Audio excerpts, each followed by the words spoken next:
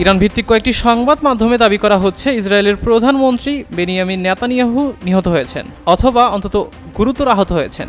তবে এই গুঞ্জনের মধ্যেই সামাজিক যোগাযোগ মাধ্যম এক্সে ইসরায়েলি প্রধানমন্ত্রীর দপ্তরের অ্যাকাউন্ট থেকে একটি বার্তা প্রকাশ করা হয়েছে বলে জানিয়েছে বিবিসি। এক্সে প্রকাশিত ওই বার্তায় নেতানিয়াহু বলেন, ইসরায়েলের সামরিক অভিযানে ইরানের শাসন ব্যবস্থা ভেঙে পড়ছে। তার ভাষায় ইসরায়েলের লক্ষ্য হলো বর্তমান শাসন ব্যবস্থার নিপীড়ন থেকে ইরানি জনগণকে মুক্ত করা, তবে শেষ পর্যন্ত এটি তাদের নিজেদের উপরই নির্ভর করছে। তিনি আরও দাবি করেন, এখন পর্যন্ত নেওয়া পদক্ষেপে ইসরায়েল ইরানের উপর বড় ধরনের আঘাত এনেছে।